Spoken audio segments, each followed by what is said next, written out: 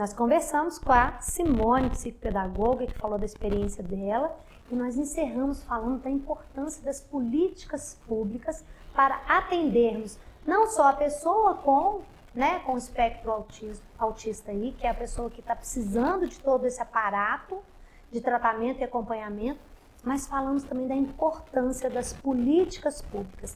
E hoje também, nesse bate-papo aqui, a gente tem o prazer de receber a doutora Cássia, a advogada, que tem estado com a gente em umas frentes aí de trabalho social na cidade que são importantíssimas. Eu gostaria que você se apresentasse para os nossos ouvintes. Boa noite, Marli, boa noite a todos. Eu sou Cássia, sou advogada, né? Desde quando eu me formei, eu sempre procurei atuar nessa área de proteção à criança, de defesa dos direitos humanos em geral, das pessoas. E hoje em dia, graças a Deus, né, eu venho caminhando nessa trajetória minha, nesses meus projetos, nos meus planos. Hoje eu sou advogada do Instituto Rafaela Drummond, né, que está aqui na cidade. Ali, né, a gente trabalha o assédio, a violência contra a mulher, o assédio dos servidores públicos. E o assédio, ele não é nada mais, não adianta nada mais você trabalhar com o adulto, sendo que você não começa lá embaixo na base com as crianças, né? Então a gente tem que começar com a conscientização das crianças. Todo um trabalho educacional, né? Exatamente, né? Nós vamos estar falando desse instituto aqui em Barbacena, porque ele surge a partir de um evento dramático dentro de uma família, mas de uma família que se ergue dentro de um campo de coragem e cria hoje um outro trabalho social muito bacana. E aí, Cássia, essa sua formação, eu tenho falado que nós nunca precisamos tanto do direito quanto agora. Advogado sempre foi muito importante, mas agora está mais ainda. E eu sempre acreditei, trabalhando com isso, né? Eu sempre acreditei num direito humanizado, sabe, Marli? Eu acho que temos as leis, mas a gente precisa humanizar isso. Cada caso é um caso e ele é único, né? E tratando com defesa e proteção da criança não é diferente, né? E se tratando, então, com crianças e adolescentes portadores do espectro autista, é mais do que reforçada essa minha teoria, essa minha ideia, né? A nossa sociedade, ela vem de uma caminhada, né? Que o espectro autista, ele tem uma lei própria, que foi em 2012. Isso. Essa lei que ela vai falar um pouquinho pra gente, só quero lembrar para vocês o seguinte: o Brasil tem um arcabouço jurídico, né? Tem aí um conjunto de leis, e a gente percebe que às vezes são até leis demais e que muitas delas estão lá no papel, né, Cássia? Mas na prática é uma caminhada. O direito da pessoa com deficiência é isso. Nós somos signatários nos tratados internacionais, somos signatários na questão dos direitos humanos. Nós somos aqui uma Constituição jovem ainda, que é de 88. Nós temos um Tratado Internacional da Pessoa com Deficiência lá em 2009.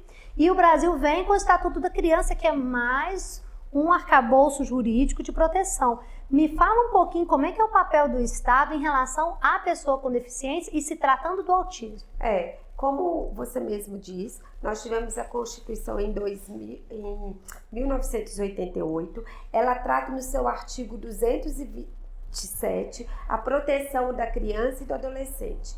E esse artigo, ele é muito taxativo. A proteção da criança, do Estado, da sociedade e da família. É um tripé. Isso né? Mesmo. Estado, sociedade e família. Então não adianta dizer que é só responsabilidade da família. Não. É um cunho para a caminhada, todas para promover o desenvolvimento e garantir os direitos da criança e do adolescente. Então, quais são esses direitos? É o direito à saúde, à educação, ao lazer, à segurança. E isso nós vamos trazer pela terceira vez na lei do espectro autista, que ela delimita ali a criança que vai ser protegida, o adolescente, o menor que vai ser protegido, né? Então, por exemplo, ela fala que é direito da família Mas a família, ela tem que encontrar suporte no Estado e na sociedade. Então, como é que é esse suporte? O Estado tem que promover e dar execução para as políticas públicas.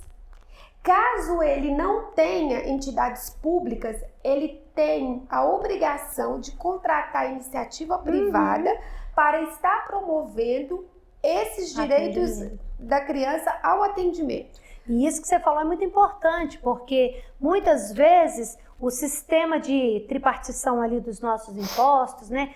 Quem tributa aqui maior somos nós, no município, né? A gente tem as estatais aí no estado, na federação, que também rendem seus bônus. Mas a gente tributa, vai chegando na escala superior e depois isso retorna.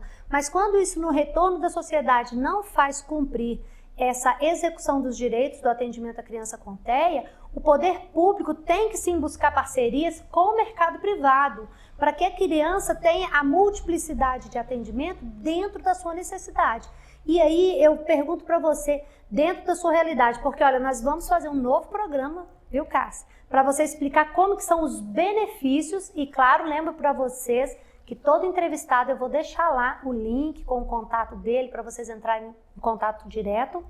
Mas eu quero lembrar o seguinte, o que ainda está faltando nessas políticas públicas e pensando na nossa região, o que está precisando ser implementado do seu ponto de vista? Eu acho que hoje em dia se fala muito de espectro autista, mas as pessoas têm muita informação, mas elas não sabem executar essas informações.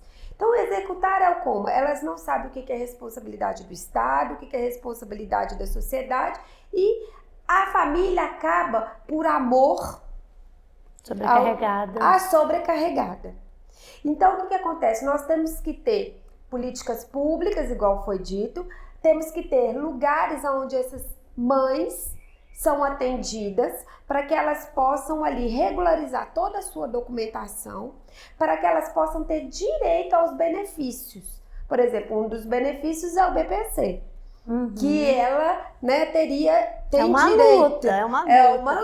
uma luta você, né, conseguir isso. Por exemplo, outro direito que é muito importante, né, é ter ambientes públicos ou privados que dê acessibilidade para esses autistas e que esses ambientes sejam identificados através ali daquele ou do adesivo, né, que ele é um ambiente propício para a pessoa com transtorno espectro autista, né? Outro, por exemplo, é muito importante que as prefeituras de cada cidade tenham um setor para ajudar as mães a estarem organizando essa documentação para elas poderem dar entrada no benefício e também para conseguir a sua ficha da criança de espectro autista com a fitinha.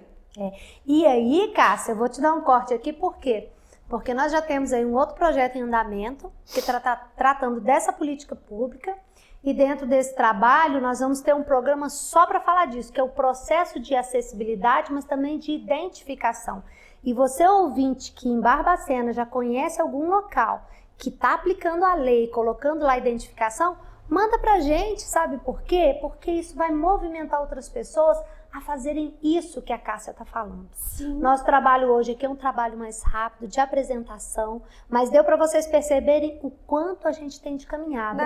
E eu queria que você deixasse a sua mensagem final para o ouvinte que está aqui hoje, para que a gente possa continuar pensando e refletindo em uma política pública mais satisfatória. A minha mensagem hoje é que eu digo para todas as mães, né? Diz que mãe é para descer no paraíso, são um jargão muito dos antigos, né?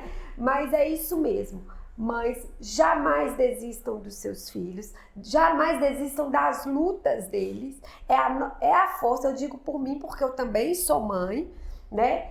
É a nossa força que faz movimentar essa sociedade, que faz a gente acreditar que vamos ter dias melhores, que mesmo essas crianças, esses adolescentes, né, que têm esse transtorno, eles têm ali a capacidade de entender E à medida que eles vão crescendo, eles vão se tornar pessoas, né? Um pouco mais independentes, um pouco mais capazes. Exatamente. E se ainda não seguir um caminho de autonomia, que ele tenha a segurança do Estado, para que esses pais encontrem um pouco de alívio diante do futuro. Exatamente. Porque essa é a nossa próxima pauta. Eu vou receber aqui agora um grupo de mães para vocês perceberem como é a luta da mãezinha que hoje tem um filho pequeno ou um filho adulto.